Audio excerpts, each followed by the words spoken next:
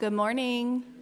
My name is Mary Jean, and I'm a member here at SMUUCh. I wanted to welcome you all to Shawnee Mission Unitarian Universalist Church this morning.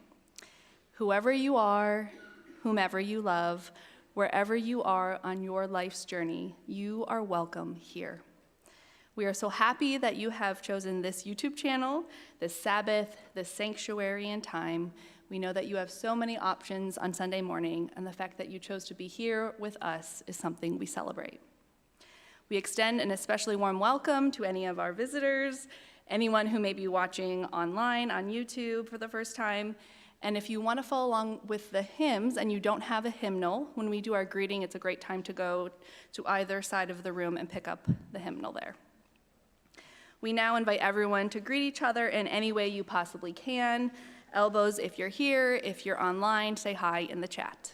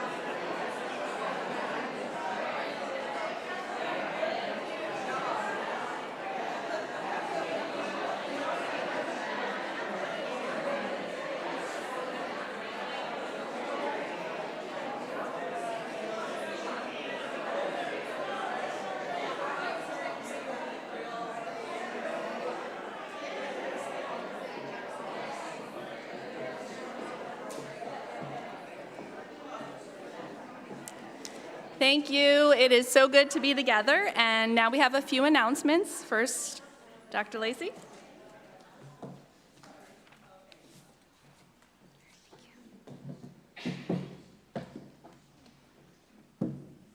Good morning. Beginning Wednesday, September 13th, everyone is invited to our first Wednesday dinner. This weekly meal will take place before our evening program begins. And we have so much going on Wednesdays, this new church here. Choir practice, youth group, kids club, games group, an adult RE course, and more. Building relationships over a shared meal is a wonderful experience, but we need your help to make it happen. On the welcome desk just out here, if you're interested in volunteering to help make these Wednesday dinners possible, there is a QR code that you can scan and it leads to a volunteer sign up. Scan the code with your phone to find a list of dates and volunteer roles to select from. There's lots of ways to get involved. You can also find a sign up link on Facebook, Realm, and in the weekly newsletter. Thank you for your support.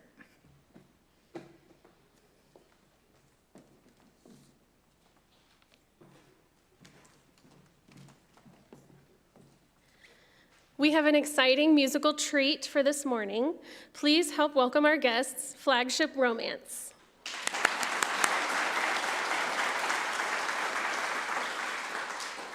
Married singers and songwriters Sean Fisher and Jordan Jackson make up this alternative folk duo that is known for their beautiful vocal harmonies, inspired songwriting, and energetic performances.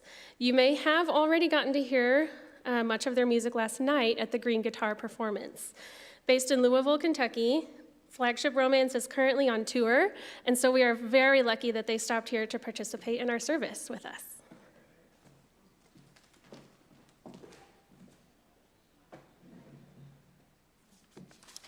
Today we welcome to our pulpit a neighbor, Reverend Jacquie Fernández, the senior minister at the Unity Church of Overland Park. Rev Rose is over there preaching this morning, and she wanted me to say that it's a good old-fashioned pulpit swap. So this is the second Sunday where we are invited into ecumenical dialogue with our neighbors, which means that we are hearing in an interfaith way. We are so grateful to have you here, Jacquie, and for all the ways that your congregation and ours have been working together to serve the community. I guess that's it.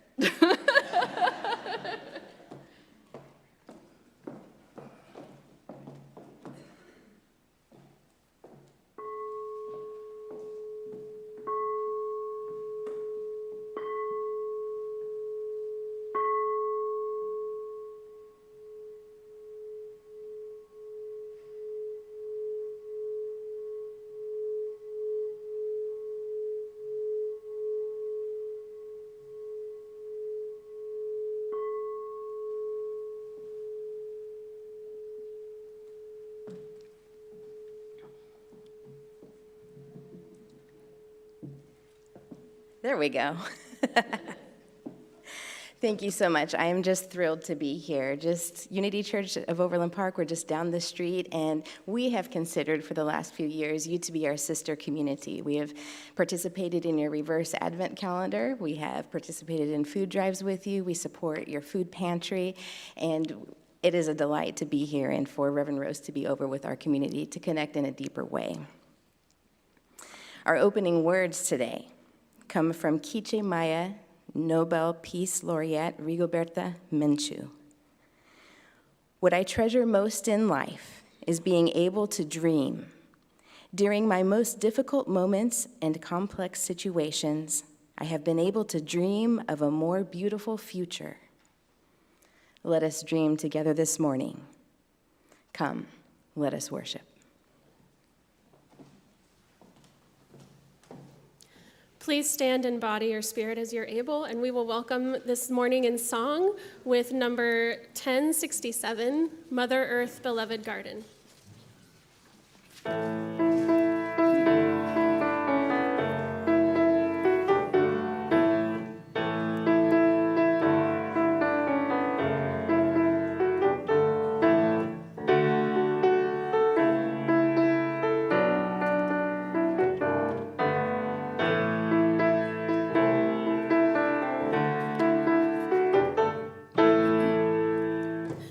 Mother Earth, beloved garden, live in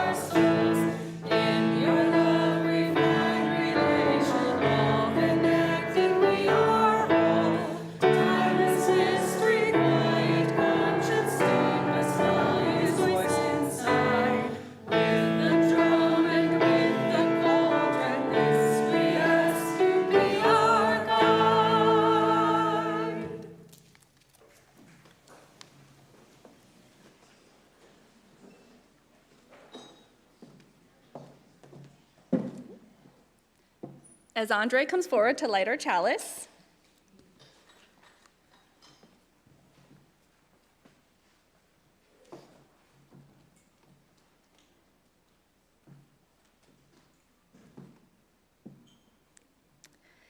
let us affirm that love is the doctrine of this church, the quest for truth is its sacrament, and service is its prayer.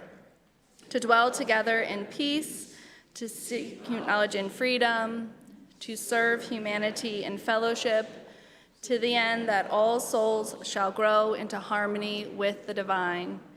Thus do we covenant with one another.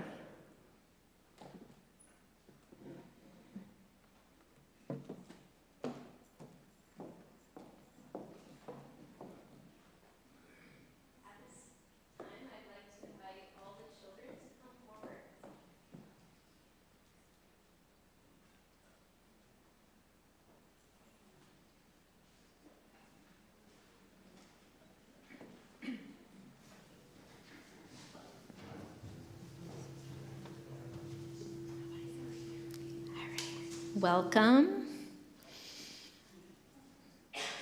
All right. Today, I brought some flowers with me from my garden. You guys see these? These are native plants. The yellow one is goldenrod, and the purple one is aster. Can anyone tell me what is a native plant? Does anyone know? Andre?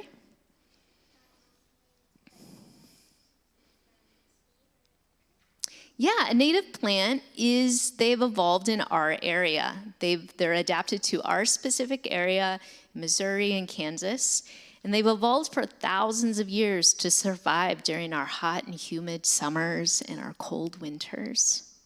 When I walked around my yard this week, I was struck by how beautiful these two plants look next to each other. I found myself asking, why do they bloom at the same time? And why are my eyes so drawn to the purple and yellow? Does anyone know why purple and yellow look so good together?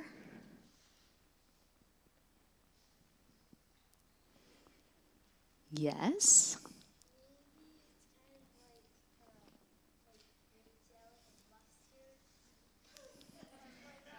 Yeah, grape jelly and mustard, they would also look really great together. I love that. I brought with me a color wheel, and one thing we know about art theory teaches us that purple and yellow, they're on opposite sides of the color wheel, see here. And they work well together because they are complementary. The bright yellow is balanced by the cool purple. And so it gets our attention.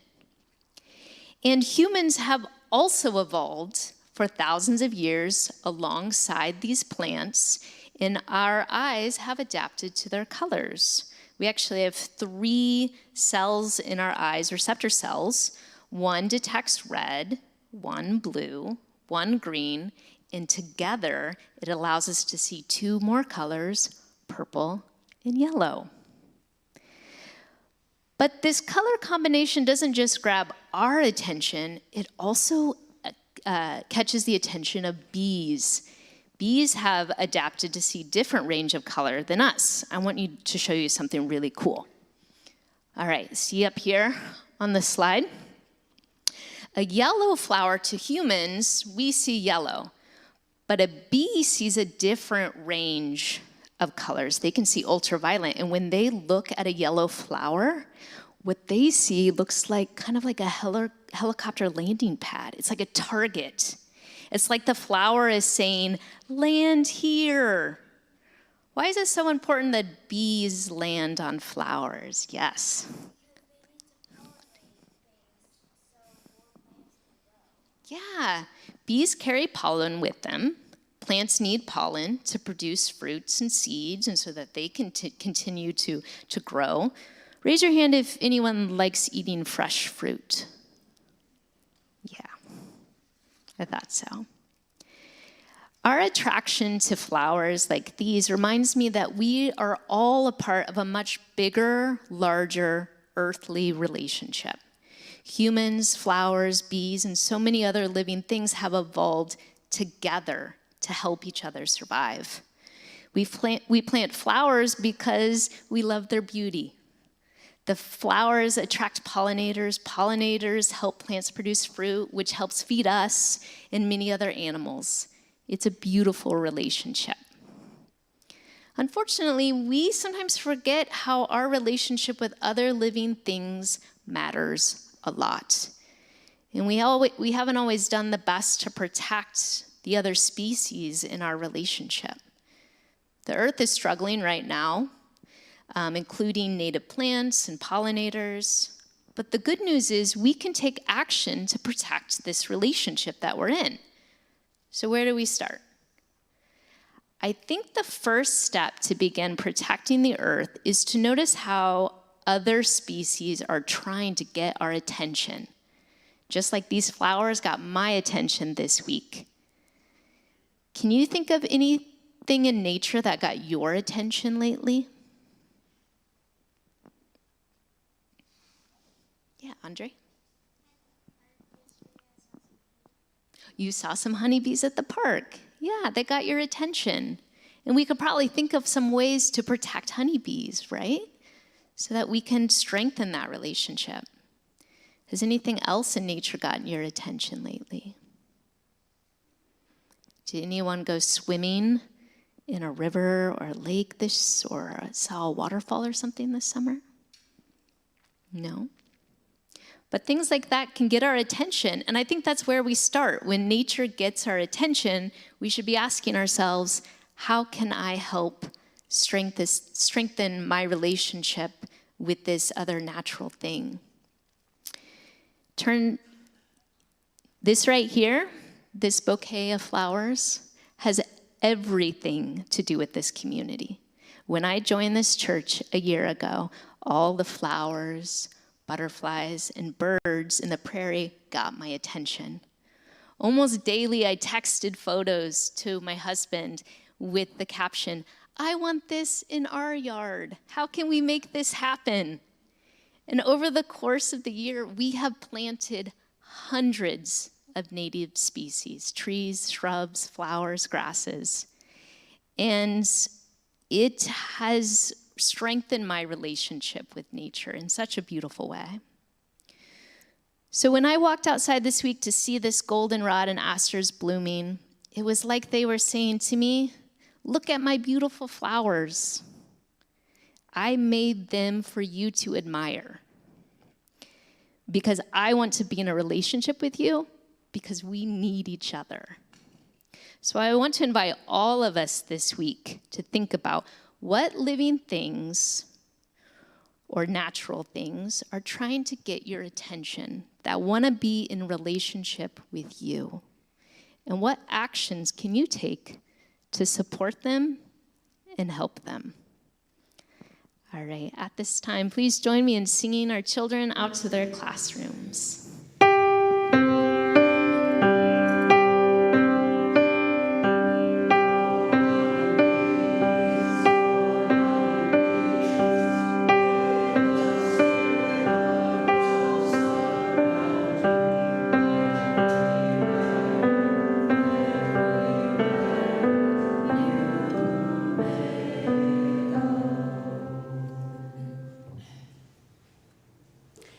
Each month, we as a community take time to reflect on a theme. The children do this in their classes, and we do it here in worship and in our small groups. This month, the theme is imagination.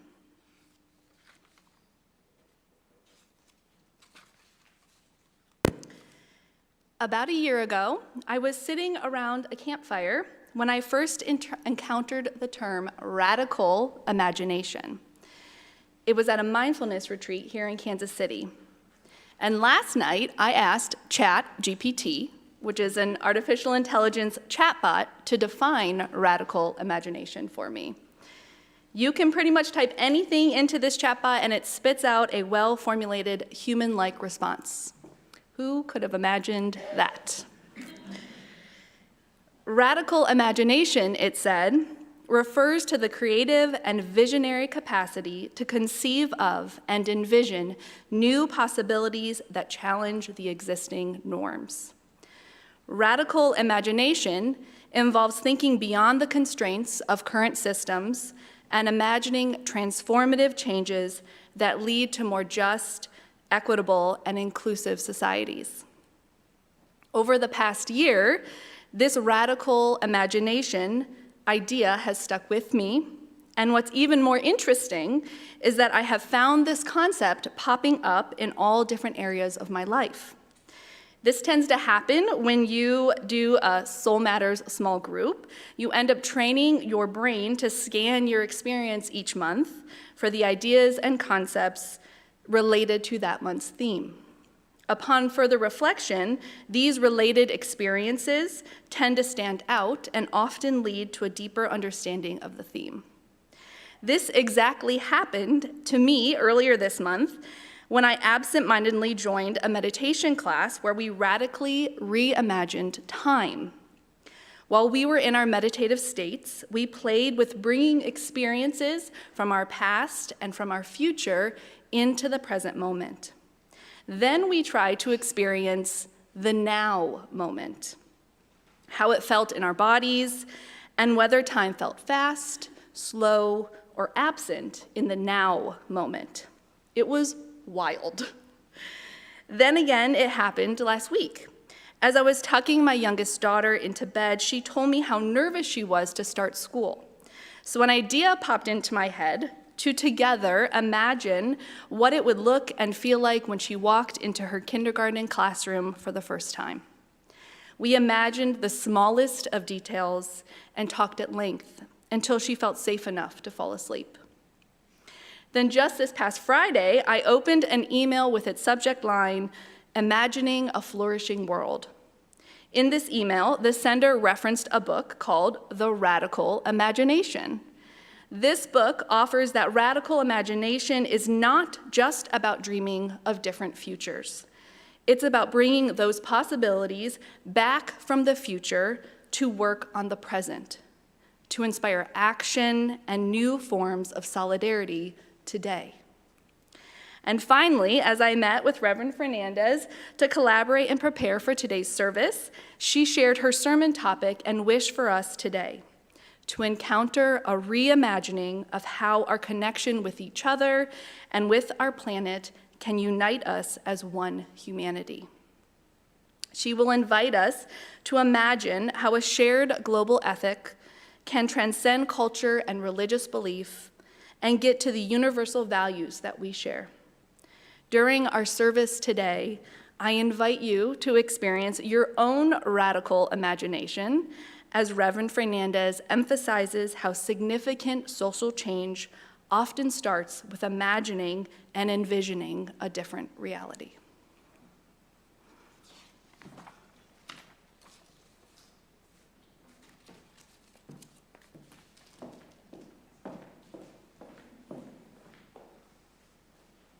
Good morning. Hey Jerry, would you mind muting the guitar line real quick for me? I'm gonna plug this in. I don't want to scare anybody with the pop. Oh, that's a pop. It's okay. All right, there we go. All right. It's okay. It's not too scary. It can be scary sometimes. It's like coffee, but audio form.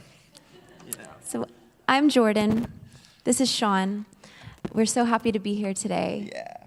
And I'm really excited to hear this sermon. We love getting to be a part of these because we wake up in the morning. We're not bright-eyed and bushy-tailed yet. We played last night. We got to bed around 12:30, and we woke up this morning thinking we knew what songs we might play today, and then hearing what the sermon's about, we were like, oh no, we don't know what we're going to play today because we think this song might be good. This song is what happens when a songwriter falls asleep listening to the smooth, sultry sounds of Neil deGrasse Tyson talk about the theory of multiple universes. And then through some sort of osmosis, you wake up in the next morning and you feel like you know more science, and you write a song. Yeah. This song is called Waltz of the Parallel Universe.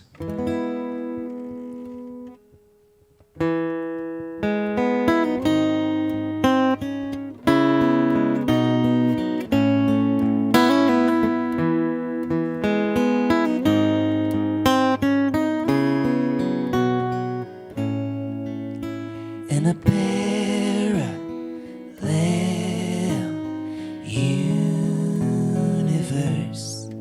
Human beings aren't the ones in control.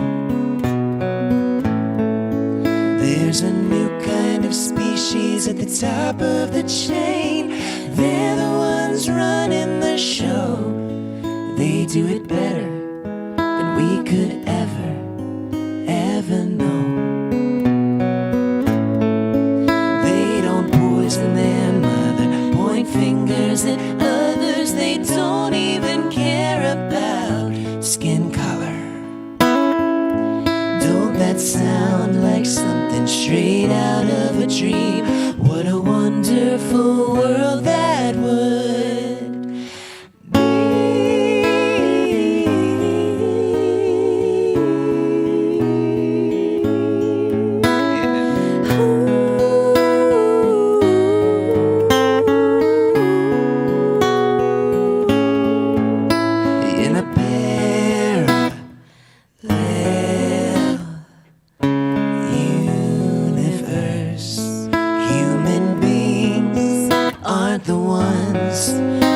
the shots.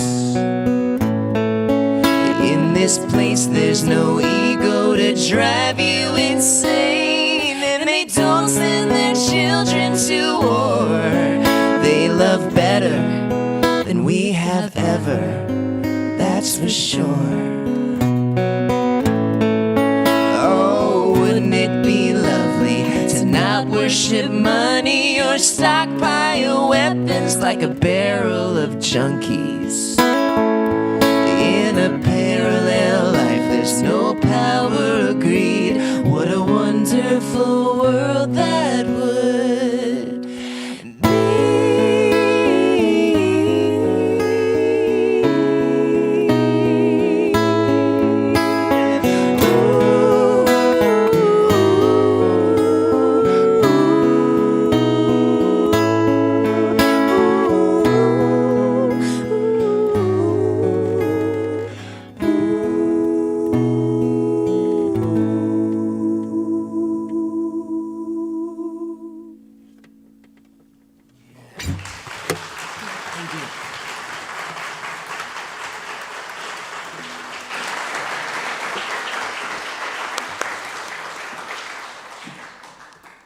Thank you. That was awesome. Let's take a moment to come fully into this place. We come to this place to be seen and to see, to teach and to be taught, to hear and to be heard. And remember, as long as you are breathing, there is more right with you than there is wrong with you. Now, turn and share a smile with a neighbor. We're here together, gathered in peace and authenticity and intention.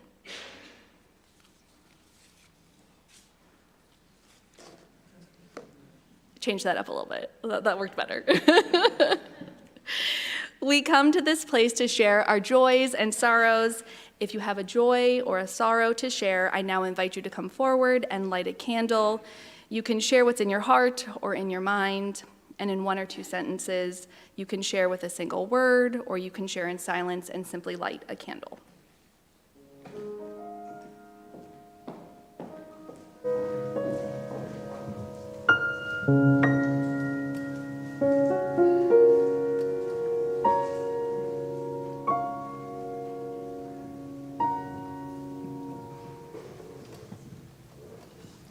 I'm Jennifer Nelson. I'm lighting a candle of sorrow and joy. My sorrow is that I was laid off on Thursday. My joy is the tremendous outpouring of love and support that I've been receiving from friends and family.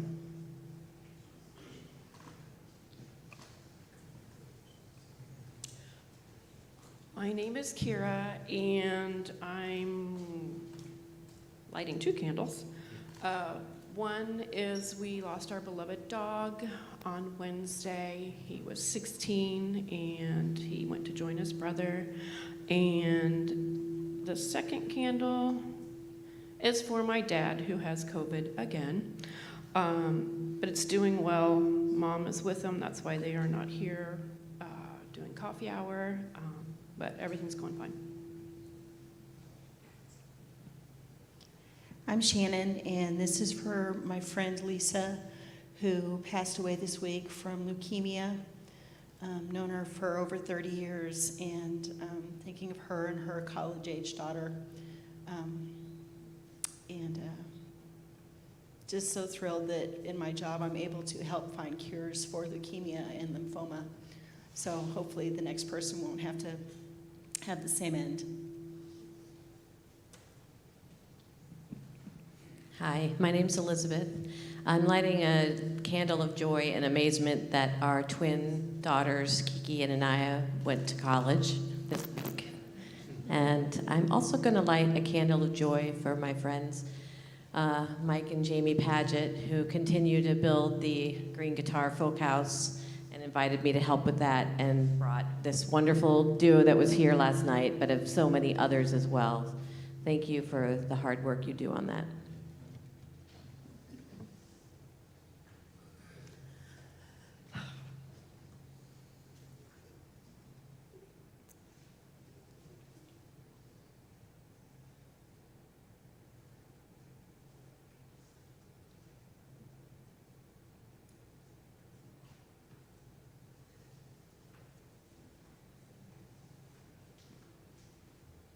I light the remaining candles for the joys and sorrows that we hold in the silent sanctuaries of our hearts.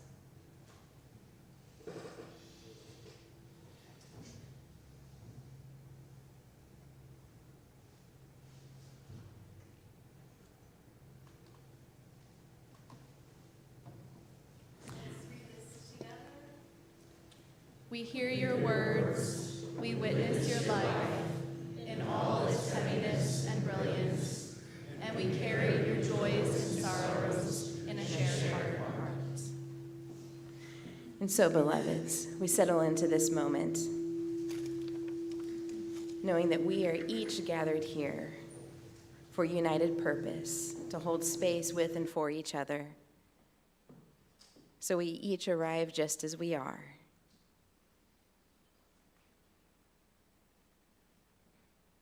And in this space, we allow the body to settle. We allow the mind to get still. And if you haven't already closed your eyes, I invite you to do so now, or simply soften your gaze, bringing your attention to the vast expanse of the universe, living, moving, and having its very being within you.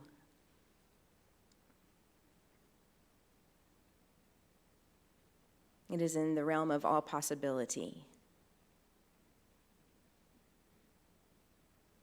that we yield the willful spirit now, knowing that the invitation held in today is to dip into the infinite wellspring of possibility and bring forward that which is ours to do. So we simply notice what is calling our attention, just like the bumblebee knows what flower is calling to it.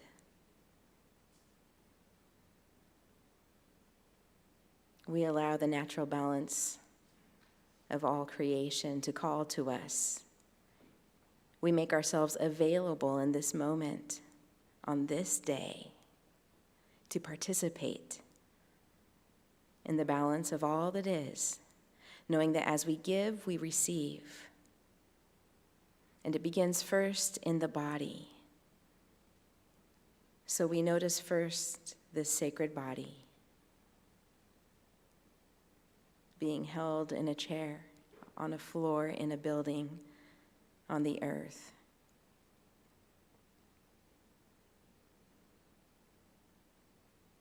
This body that moves with us and for us.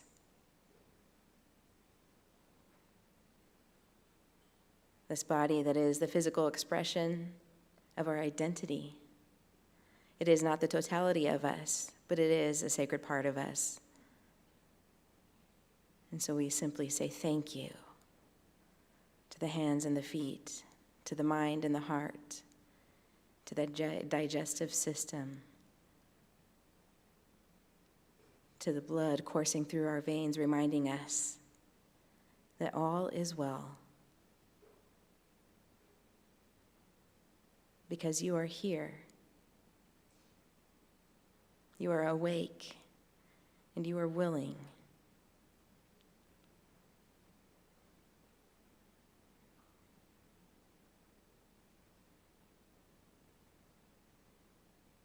And so we rest in silent contemplation as we yield to the work of love.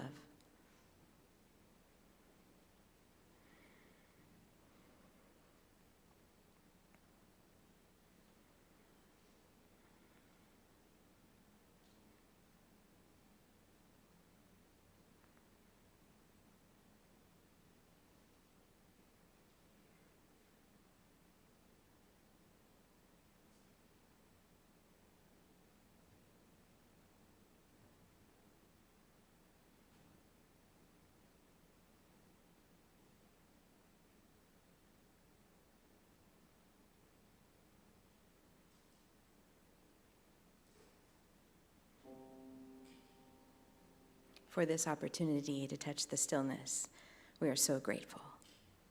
And so it is. Amen.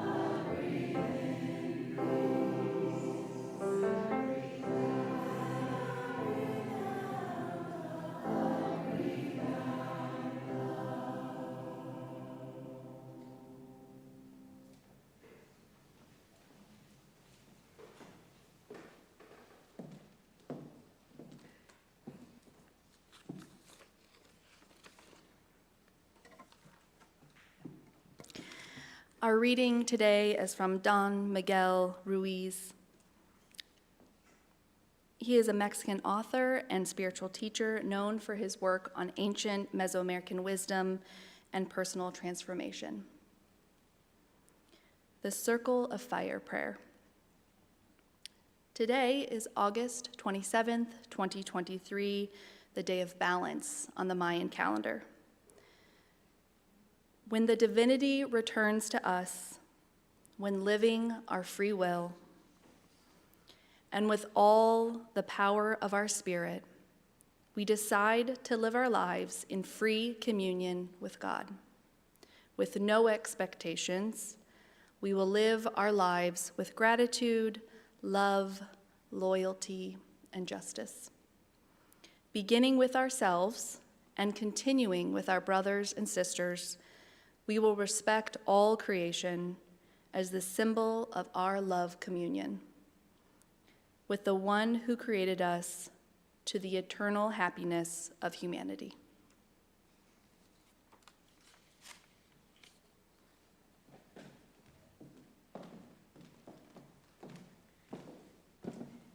So I can't help but wonder if I fall asleep listening to Flagship Romance, will I wake up being able to sing like that?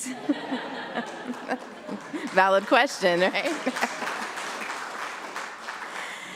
And Mary Jean brought up ChatGPT and AI, so I'm going to share with you that last week I attended the Parliament of the World's Religions in Chicago, which is a convening of 10,000 faith leaders from all around the world, representing every religion you have and haven't heard of. And there's a great exhibit hall with vendor booths and faith booths and everyone, selling their stuff and also promoting what's going on with them and the projects that they're working on. And there was one particular booth that had a chat bot, a QR code to take you to a chat bot where you could ask Jesus. Now, I promised Reverend Rose that I wouldn't talk about Jesus and I wouldn't mention Christ. But I feel like in this context, it's a workaround. I found a loophole. And so, of course, I had to ask Jesus because I'm like, oh, here's my chance, right? What might Jesus say about this? And I have to tell you, it was a most beautiful, universal response to my question that I felt seen. I felt comforted. And then I had to ask the question, how frequently do I need to, or should I chat with Jesus? And at what point am I in a personal relationship? So, I felt like I had to take a step back and slow things down a bit. So 10,000 faith leaders. If you've never been, so in 2018, the parliament was in Toronto, and before that, it was in Salt Lake. But typically, every 3 to 5 years, it changes continents. So before that, it was in Spain and in Australia, and hopefully the next round will also be off of the North American continent, because I would like to travel. And however, the very first parliament was in 1893, and it was also in Chicago. And Charles and Myrtle Fillmore, who are the co-founders of Unity, attended that parliament. So it felt very special to me to be able to make that journey and to honor the tradition in Unity of participating in this convening of the world faith traditions. And I have to tell you, the experience is one that if you ever have an opportunity to go, take it. Because what happens there, it doesn't stay there. Okay? What happens there is radical conversation, debate, deliberation, sharing of wisdom, lifting each other up to be better, to do better as people of faith, and the atheists are there too. So we could say people of philosophy, people of belief and unbelief, but who care about what it means to be a person on this planet. And this particular convening had the theme, a call to conscience, defending human rights and freedoms. Okay, so there is no separation of church and state here. And I think it's really important to notice that the faith leaders are gathering in this global gathering. They come together and they're like, we're not going to pretend that we don't actually live on this planet, that we don't live in the circumstances, the violence, the inequality and injustice that is rampant, the climate change that is rampant. We're not going to gather and just sit and pray it all away. We will gather and pray. There were ceremonies of every kind. I attended a Mayan healing fire ceremony. There were water ceremonies. There were pagan ceremonies. UU was there and created a faith service.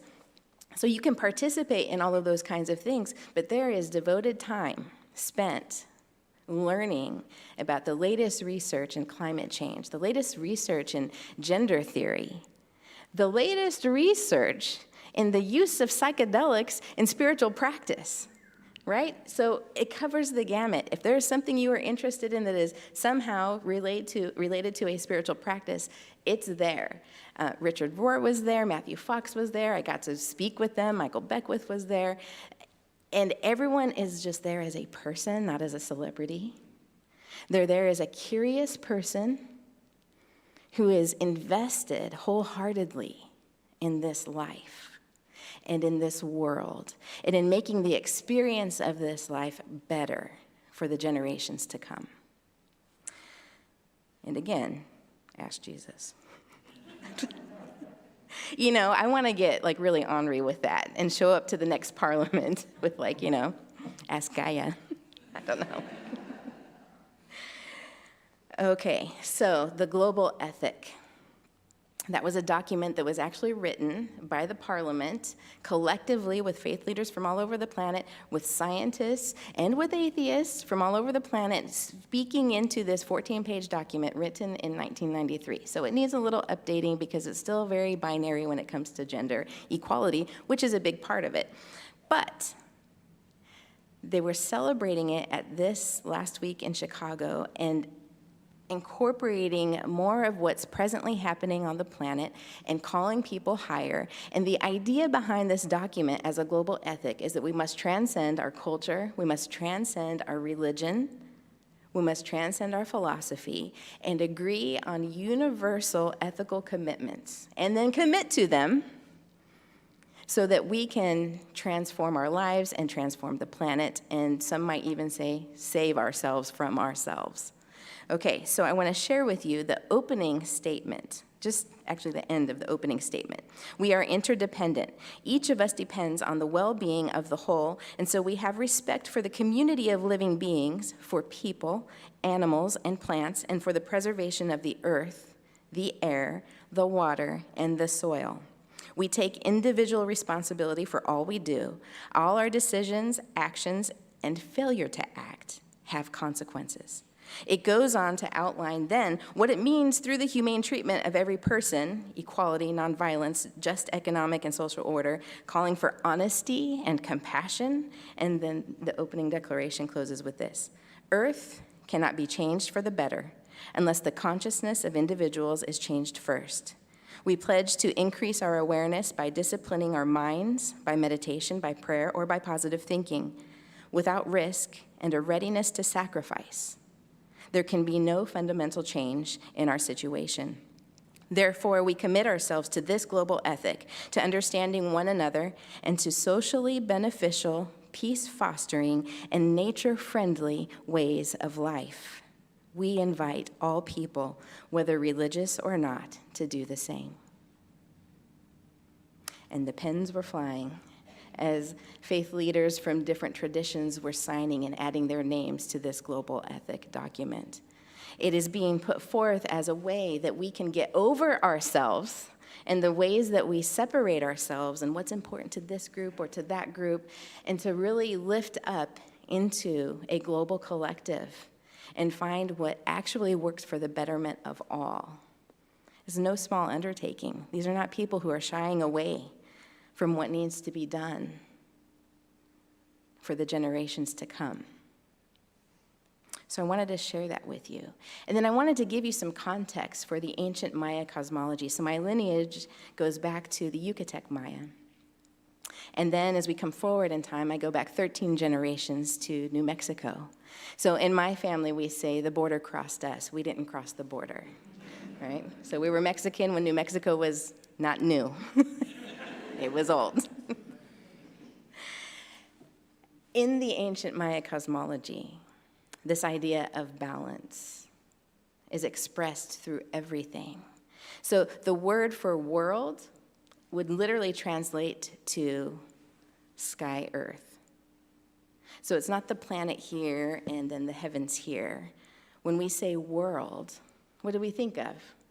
We think of the people on the world, or we might think of the continents or the oceans. But it's very explicit in the language that it's the whole. And so it goes for everything. Sun, rain, mountain, cave. There's always a link to the wholeness. So even the deities, which there are many, but the primary, if there were to be like one divine essence, it is called heart of sky, heart of earth. It's the both and. And then each of the multitudes of deities that are expressed to sort of link to the different experiences that we have on the planet, whether it's weather, whether it's farming, all of the deities also have dual expression. So one deity has both a female and a male expression in the one. They also have benevolent expression and malevolent expression, the same deity. They also are shapeshifters. They have a human expression and an animal expression.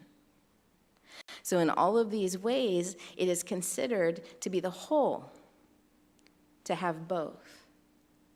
And so the work that we do when we think of ourselves in this way, and we talk about balance, we often think of the scales, and we have to have equal, right? To get that perfect stillness. And so we talk about work-life balance. So we have to have the same amount of work and the same amount of family life or play in our life. And does that happen for anyone? No? Has anyone? Okay. So what's actually happening at a molecular level with the scales, they never hold still, right? The balance is always moving. It's always moving. And so sometimes it's literally here and sometimes it's here, but we can see it in a stillness. But that's not the truth of what's happening. And it's not true in our lives either, is it? Sometimes we're like this, and sometimes we're like this. Sometimes our health is really important to us, and sometimes it's really not. Sometimes football is important, sometimes church is important. It's okay. I've come to peace with it. Go Chiefs. We're almost there. I got to get a new pair of red shoes. Balance. It's so important for us to accept the whole, because as we do so, we get out of this sort of rat race of even what has become like a judgment and a chasing and a value of reaching this balance. You have to be, especially for women, right? You have to be everything in the home, everything to your spouse and to your children and to your workplace and to your community and to your social or community of faith, spiritual community. How do you find balance in that? And we create this inner violence because we are always failing. So let that go. Let it all the way go. Because sometimes it is important for you to be mother. Sometimes it is important for you to be friend. Sometimes it is important for you to be health. Sometimes it is important for you to be community member, activist, advocate. And that's okay. It's okay to let other things go. So we step all the way back and we understand that time is not real. Who was talking about balancing time? Right? Was it? Yeah. So there's the future, there's the past, there's the present, and really none of it's real. It's just what's right here. But we can, right now, science is showing that right now we can pray for something that happened 20 years ago and affect the outcome. Want me to say that again? We can pray right now for something that happened 20 years ago and affect the outcome. Scientifically proven. How then shall you pray? By getting out of the constraints of time, of expectation, of judgment, of any idea of what you ought to be, centering into the truth of who you are, how you are uniquely equipped to be all that you can be, and then to follow that lovingly, wisely, compassionately, and in harmony with all sentient beings. For the ancient Maya, what I'm talking about can really be centered on their teaching about the tree of the world or the world tree, deeply rooted, expressing all the way to the heavens. It is each and every one of us. So we are deeply rooted into the earth, into the realm of all possibility, and we come into expression with our mind, our thought capacity, our ability to love, to show compassion to the world. This is the heavens of our being. And so as long as we walk in the knowing that we are all of that, we are home, we are sustenance, we are shade, we are pure beauty, all of the things that you would behold in a tree is held in you and as you, and you are the recipient of all of that. And trees do not live alone. They live in community. So our blessing for today, your sacred invitation, is to commit to a global ethic that transcends culture and religion and all the ways we pretend that we are separate, to increase our awareness through the discipline of our minds, to commit ourselves to a global ethic, to understanding one another, and to socially beneficial, peace-fostering, and nature-friendly ways of living. You deserve to live this way. The generations to come deserve your commitment. It is the single most important way to live in harmony with your own being as the world tree, that you are deeply rooted in the wellspring of all possibility, thriving and growing to the greatest heights of your unique expression of life. Blessings to you and yours.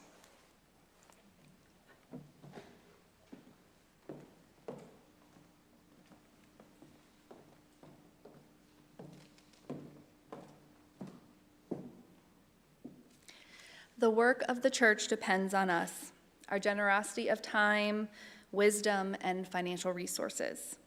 We invite you to give generously to support the ongoing work of the church. The offering will now be given and received in grateful appreciation of our shared values.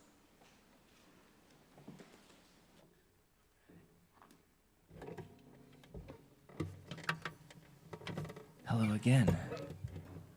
That was so inspiring, so beautiful.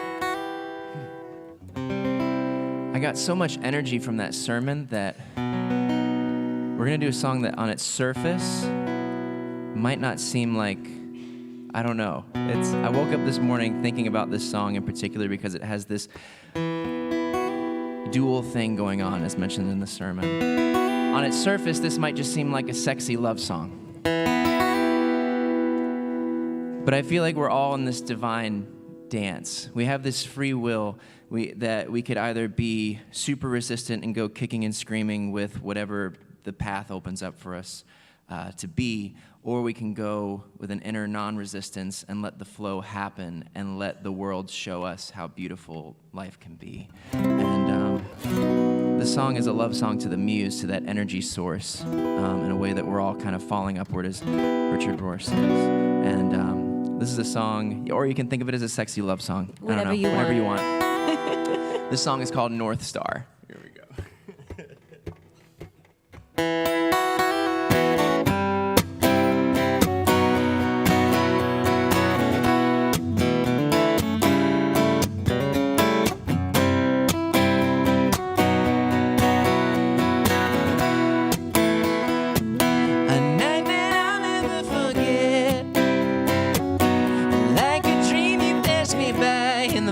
Of a silhouette, I'm finding myself wrapped in the sound of your beautiful music.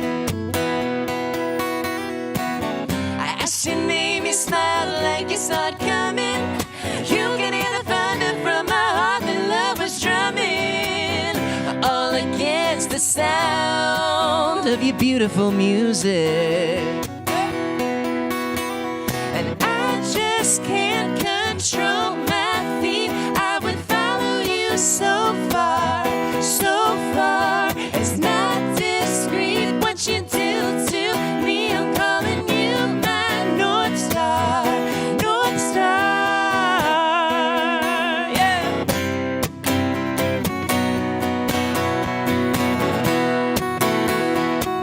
It's hard to find the words to say. If you're the ocean, I'm the sun dancing in your waves. I'm flowing back and forth to the sound of your beautiful music. Ask me once, I don't need to question. As long as I've got you, don't need a map, don't need direction. Addicted to the sound of your beautiful music.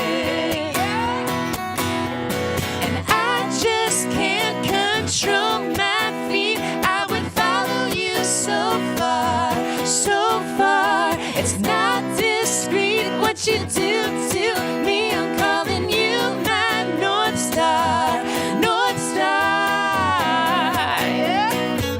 Ooh, ooh,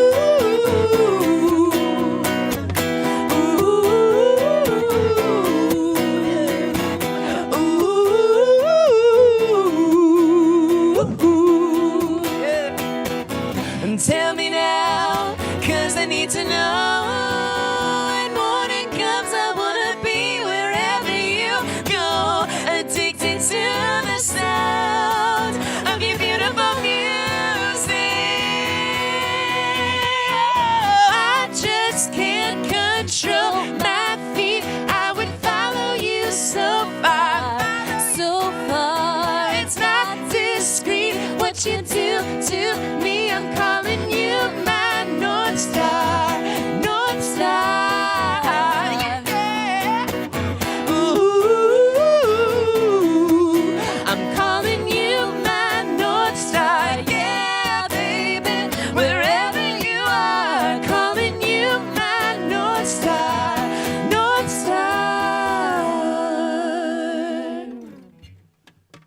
Thank you. Thank you.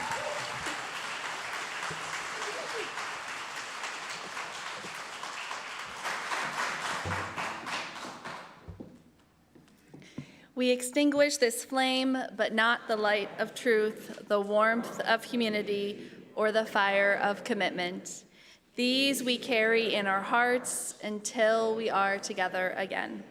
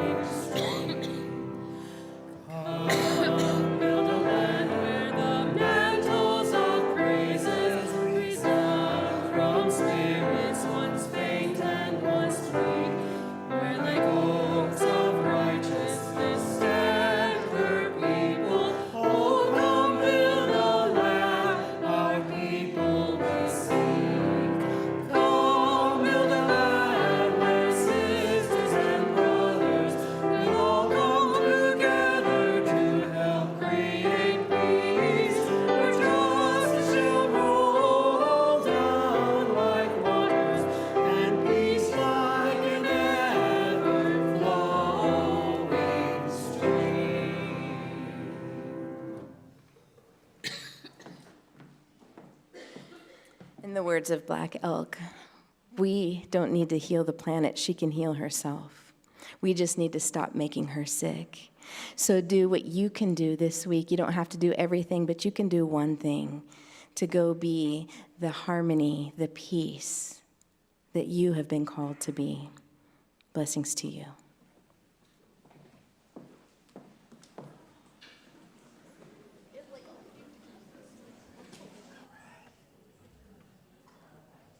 Thank you all so much for being here this afternoon, or this morning. Wow, this morning. We have one more song that we'd love to play for you. This is a song of love and acceptance. This is a song about,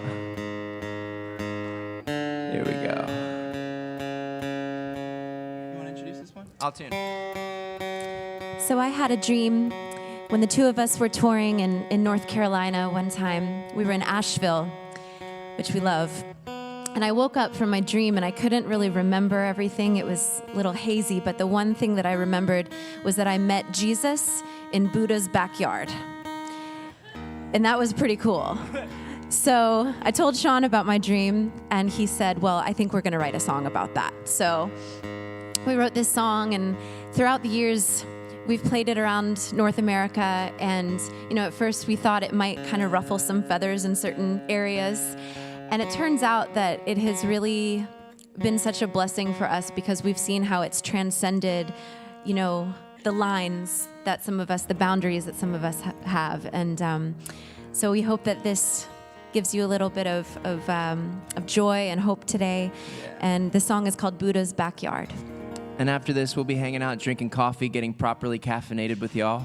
And we have a little pop-up shop set up in the lobby. With our music. With our music. We have a new double album that's on vinyl and CD and all other things. And we'll be giving a portion of our merch sales today to SMUUCh. So if you like what you hear, we would love to send you home with a piece of us. In however you want to take it. The song's called Buddha's Backyard.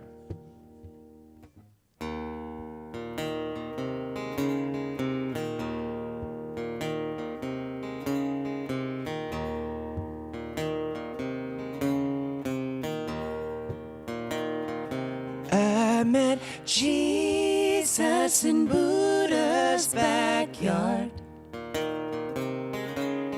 They were both barefoot. They were both laughing.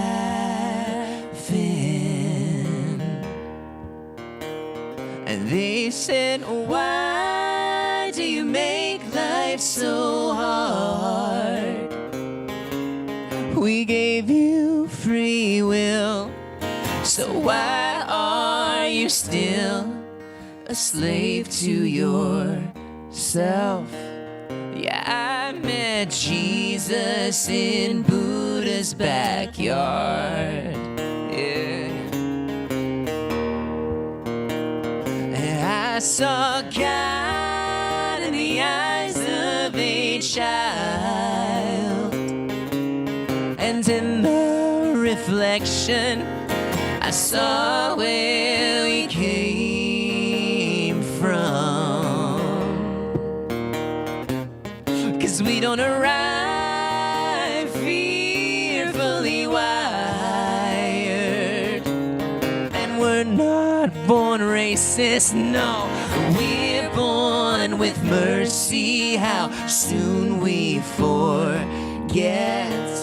Yeah, I saw God in the eyes of a child. So let the earth be thy church, and let love be your temple. And if you want heaven, build your own heaven. It's really that simple.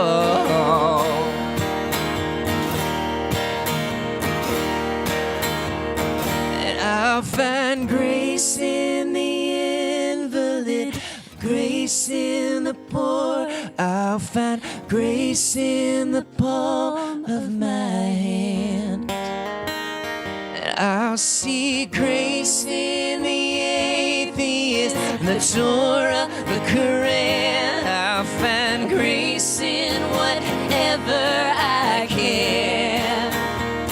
And I'll find grace in the immigrant, grace in the poor. I'll find grace in the palm of my hand. And I'll see grace in the atheist, the Torah, the Quran. I'll find grace in whatever I can.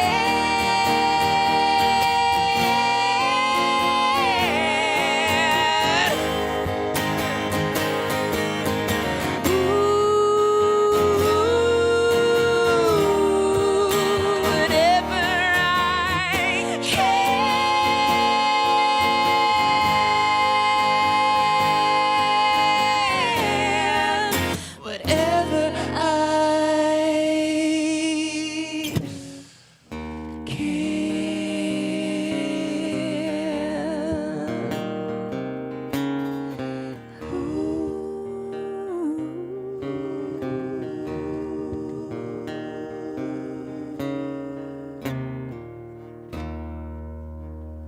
Have a great rest of your day. Thank you. you. We are Flagship Romance. Thank you so much, everybody.